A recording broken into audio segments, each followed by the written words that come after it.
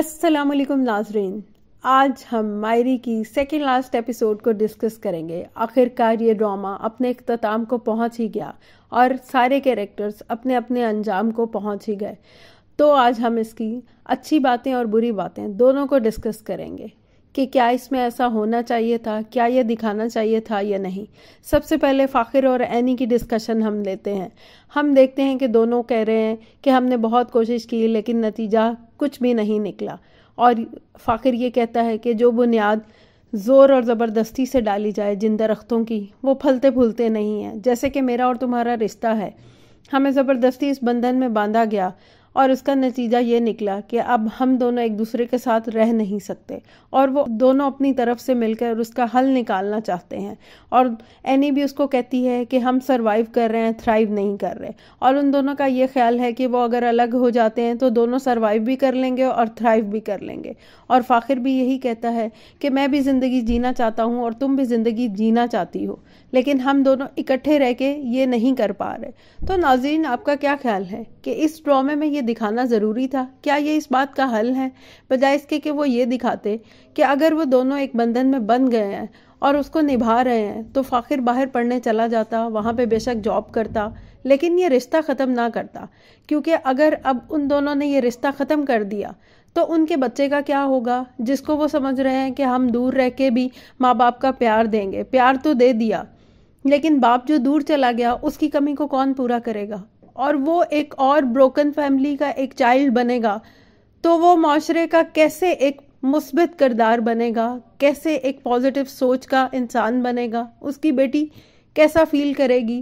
جب سب پیرنٹس ساتھ رہتے ہیں تو بچوں کی اور طرح سے پرورش ہوتی ہے، بچوں میں کانفیڈنس آتا ہے، اور جن بچوں کے ماں باپ الگ ہو جاتے ہیں وہ بچے ہمیشہ ڈرے سہمے رہتے ہیں، وہ کسی پہ اعتبار نہیں کر سکتے، کیونکہ باپ سے سب سے پہلے ان کو کانفیڈنس ملتا ہے، پیار ملتا ہے اور اعتبار ملتا ہے اور اعتماد ملتا ہے۔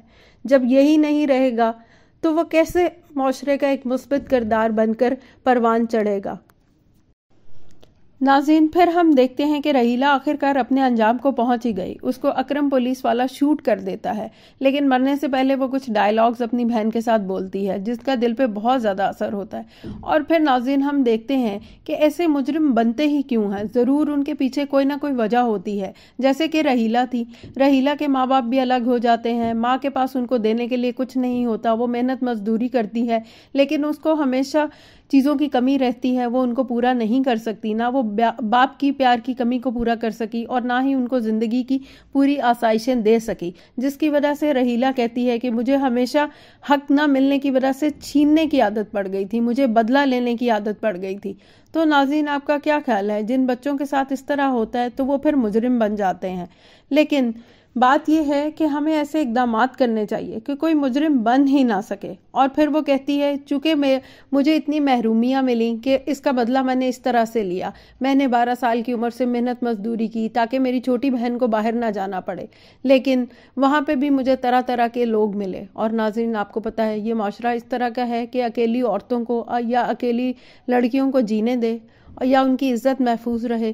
پھر رحیلہ کو جیسے ہی حبیب ملتا ہے وہ سمجھتی ہے کہ اب اسے سب کچھ زندگی میں مل گیا، اور حبیب اپنی طرف سے کوشش بھی کرتا ہے، وہ اس کو الگ گھر لے کے دیتا ہے، بعد میں اپنے گھر میں بھی لے آتا ہے، لیکن چونکہ رحیلہ کی اب یہ فطرت بن چکی ہوتی ہے اس لیے وہ ان چیزوں کو بھی ایکسیپٹ نہیں کر پاتی اور ان چیزوں کا بھی اچھی طرح سے دھیان نہیں رکھ پاتی، اور آہستہ آہستہ اس میں بدلہ لینے یا برا کرنے کی اتنی عادت پڑ جاتی ہے کہ وہ اس کی ماں کو بھی مار دیتی ہے اور ہر ریلیشن کو اس سے دور کر دیتی ہے اور اس کی بیوی کو بھی برا بھلا کہتی ہے اور آخرکار اس کی زندگی جہنم بنا دیتی ہے، جس کی وجہ سے پھر آخرکار ہم دیکھتے ہیں کہ حبیب اس کو طلاق دے دیتا ہے۔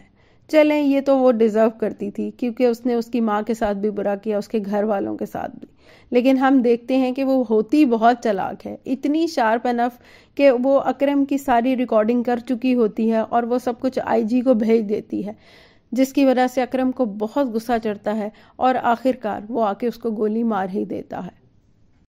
नाज़रीन फिर हम देखते हैं कि हबीब जो है वो जेवर लेके भाग रहा होता है और उसके सामने फ़ायज़ा आ जाती है। वो उसको रोकने की कोशिश करती है लेकिन वो उसको धक्का देता है। इस वक्त उसको सिर्फ ये होता है कि ये जेवर मैं हासिल कर लूँ, और फिर वो आयशा के साथ भी बदतमीज़ी करता है, लेकिन आयशा उसके सामने दीवार बन के खड़ी हो जाती है और उसको कहती है कि ये मेरे बच्चों का तहफ़्फ़ुज़ है, ये मैं तुम्हें नहीं ले जाने दूंगी। तो क्या नाज़रीन ये जेवरात वगैरह बच्चों का वाकई तहफ़्फ़ुज़ होते हैं या औरत का तहफ़्फ़ुज़ होते हैं? वो समझती है कि वो इसको बेच के सब कुछ हासिल कर सकती है। हालांकि मेरा ये ख्याल है कि ये इन जेवरात को उसको बेच के बच्चों की तालीम और तरबियत पे लगाना चाहिए, बच्चों को माशरे का एक मुस्बित किरदार बनाना चाहिए और उनको इस काबिल बना देना चाहिए कि आइंदा ज़िंदगी में कभी भी उनके साथ कोई मसला हो तो उन्होंने इतनी पढ़ाई लिखाई की हो, अपने पाँव पे खड़े हों कि वो ज़िंदगी में आसानी से सरवाइव कर जाएं। इसलिए आयशा जो है अपनी तरफ से अपने बच्चों का तहफ़्फ़ुज़ चाहती है और वो हबीब के सामने आ तो जाती है और खड़ी हो जाती है और कहती है कि मैं ये जेवर नहीं ले जाने दूंगी। लेकिन हबीब, जिस पे कि एक धुन सवार, एक भूत सवार है, वो हर हाल में वो पैसे लेना चाहता है और रहीला के लिए देना चाहता है, तो वो आयशा को भी खड़े खड़े तलाक दे देता है। तो नाज़रीन इस ड्रामे में ये दिखाया गया है कि तलाक इतना आसान अमल है जिसे कि नापसंदीदा कहा गया है, लेकिन यहाँ पे इस तरह दिखाया कि कोई खेल है, कभी वो किसी को तलाक दे रहा है, कभी रहीला को दे रहा है, कभी आयशा को दे रहा है। यही एग्जाम्पल उसने अपने बच्चों के लिए सेट कर दिया। इसीलिए फ़ाखिर और एनी को भी यही लगता है कि उनके रिलेशनशिप अगर सही नहीं चल रहा तो उसका हल यही है कि फ़ाखिर उसको तलाक दे दे। तो नाज़रीन ये तो हमारे माशरे में ये चीज़ फैला रहे हैं। हम अब फैमिली सिस्टम तो ख़त्म कर दिया जिसमें होता है कि माँ बाप इकट्ठे रहते हैं, उनके ज़िंदगी तो नशे व फराज का नाम है, कभी अच्छी गुजरी कभी बुरी, लेकिन आपस में निभाव होता है, बच्चों को पता लगता है कि पेरेंट्स किस तरह रहते हैं और अब आइंदा हमने भी वैसे रहना है। चूँकि एनी ने सारी उम्र यही देखा कि उसका बाप हमेशा लड़ता रहा और माँ को बुरा भला कहता रहा और तलाक की धमकी देता रहा, इसलिए अब उसके नज़दीक भी तलाक कोई बड़ी चीज़ है ही नहीं, कोई इस बात की कोई वक़्त है ही नहीं है, क्योंकि उसका बाप सारी उम्र ये करता रहा और अब उसने आयशा को भी तलाक दे दिया। मतलब इस अमल को इतना कैजुअल, इतना इस फेल को आम बना दिया है कि हर कोई हर वक्त दे सकता है, और हालांकि जो देता है वो भी इसका खमियाजा भुगतता है और उसके बच्चे, आइंदा आने वाली नस्लें भी भुगतती हैं, जैसे कि एनी और फ़ाखिर भी भुगत रहे हैं। और एनी भी और फ़ाखिर भी दोनों यही समझते हैं कि हमारे मसले का भी यही हल है कि फ़ाखिर उसको छोड़ के चला जाए। तो नाज़रीन आपका क्या ख्याल है कि ऐसी चीज़ें दिखाने से, और ये ड्रामे हमारे बच्चे भी बैठ के देखते हैं, ये हमारे फैमिली ड्रामे हैं, तो हमारी फैमिली लाइफ पे, हमारी जो है ख़ानदानी निज़ाम पे, उस पे क्या असर पड़ेगा और बच्चे क्या चीज़ सीख रहे हैं कि वो अलग अलग रह सकते हैं, अलग रह के अपने कैरियर परस्यू कर सकते हैं, साथ रह के क्या नहीं कर सकते? तो आप प्लीज़ कमेंट्स करके ज़रूर बताइएगा। फिर हम देखते हैं कि हबीब के पैसे ख़त्म हो जाते हैं, वो बेरोज़गार हो जाता है, अब वो अकेला पड़ा हुआ है, ना उसके पास पैसे हैं, ना उसके पास कोई घर है, ना उसके पास फैमिली है, ना उसका बिजनेस है, और उसने अपने लालच और अपनी फितरत की वजह से अपने हाथों से सब कुछ ज़िंदगी अपनी बर्बाद कर दी। अब उसके पास कुछ भी नहीं रहा। तो नाज़रीन फिर देखें ना, जो तलाक दे देते हैं या जो इस तरह के होते हैं उनका बाद में क्या अंजाम होता है। फिर हम देखते हैं कि फ़ाखिर और एनी फ़ैसला करते हैं कि फ़ाखिर बाहर जा रहा है, लेकिन वो जाने से पहले एनी को इस रिश्ते से आज़ाद कर देगा। तो नाज़रीन मुझे तो इस बात से बहुत इख्तलाफ है कि ये तो मसले का कोई हल ही नहीं है। वो पास रह के भी इसका हल निकाल सकते थे। फ़ाखिर बेशक बाहर पढ़ने चला जाता, कुछ बन जाता, फिर वो अपनी बीवी और बच्ची को बुला लेता और कम से कम एक फैमिली लाइफ, एक ख़ानदान तो ख़ानदान की तरह रहते। अब ये क्या कि मैं अपनी बेटी को प्यार दूंगा, माँ कहती है कि मैं भी उसको बताऊंगी तुम्हारे बाबा हैं, किसी चीज़ की कमी नहीं होगी। माँ ये सब कुछ तो करेगी, लेकिन बाप की कमी कौन पूरा करेगा? सिर्फ वीडियो कॉल्स पे बात करने से या तोहफे तहाइफ भेजने से वो बाप और बेटी का रिलेशन रहेगा? उनमें प्यार रहेगा? कोई उनसियत रहेगी? ये बहुत गलत चीज़ इस ड्रामे में दिखाई है। और क्या हमें अपने बच्चों के लिए ऐसी एग्जाम्पल सेट करनी चाहिए कि फैमिली लाइफ ऐसी होती है कि बच्चे माँ बाप के बगैर रह सकते हैं और अपने अपने कैरियर परस्यू कर सकते हैं, और ब्रोकन फैमिली के बच्चे फिर किस तरह के होते हैं? ये तो कोई अच्छी बात नहीं है। और हम तो एक ईस्टर्न माशरे में रहते हैं, वेस्टर्न में तो नहीं रहते کہ ویسٹ میں جب کسی کا دل بھر گیا یا اپنا کوئی کام ہے تو اس نے سب کچھ چھوڑ دیا. یہی تو ہمارے معاشرے کی خوبصورتی تھی, یہی تو ہمارا اسلامی نظام ہے, یہی تو ہمارا مسلم معاشرہ ہے یا ہماری فیملی لائف ہے, یہی تو ہماری روایات ہیں جو ہم نے اپنی آئندہ آنے والی نسلوں میں منتقل کرنی ہے.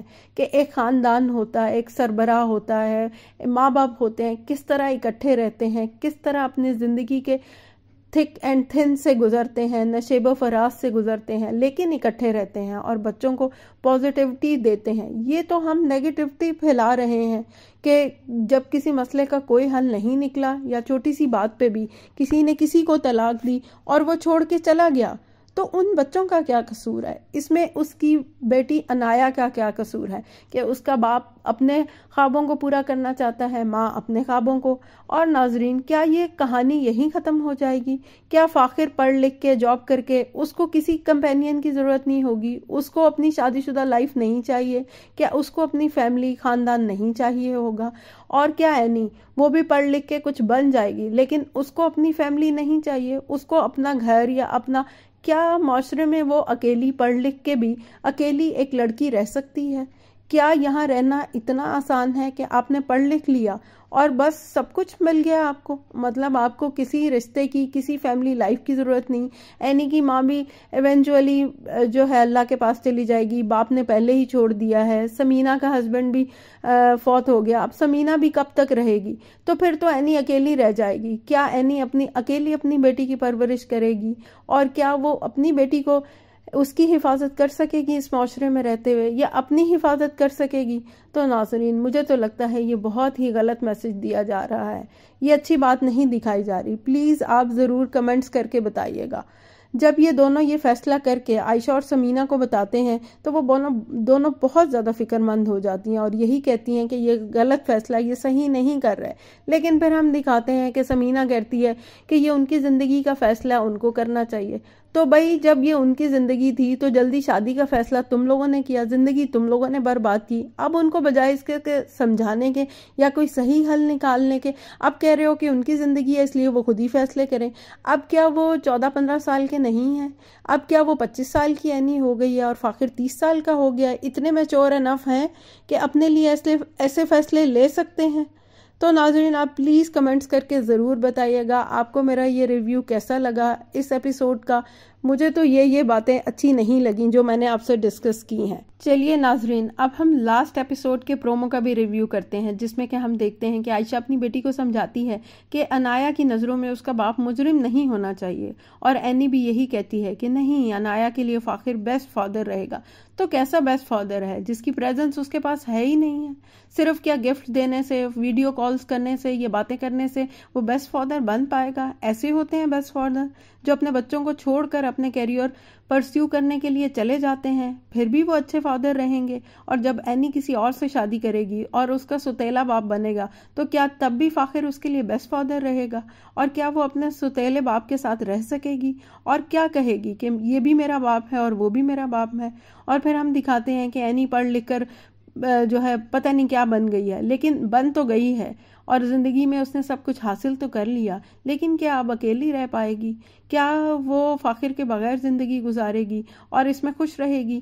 یا کیا فاخر کے بعد اب وہ کیا کچھ بن کر کسی اور سے شادی کرے گی اور اپنی بیٹی کے لیے ایک سوتیلا باپ لے کر آئے گی؟ تو پلیز ناظرین, کمنٹس کر کے ضرور بتائیے گا آپ کو میرا یہ ریویو کیسا لگا. یقیناً پسند آیا ہوگا, اور پھر ہم انشاءاللہ نیکسٹ ایپیسوڈ کا بھی ریویو کریں گے. چلیے ناظرین, اچھا اب میں چلتی ہوں, دعاؤں میں یاد رکھیے گا. اللہ حافظ.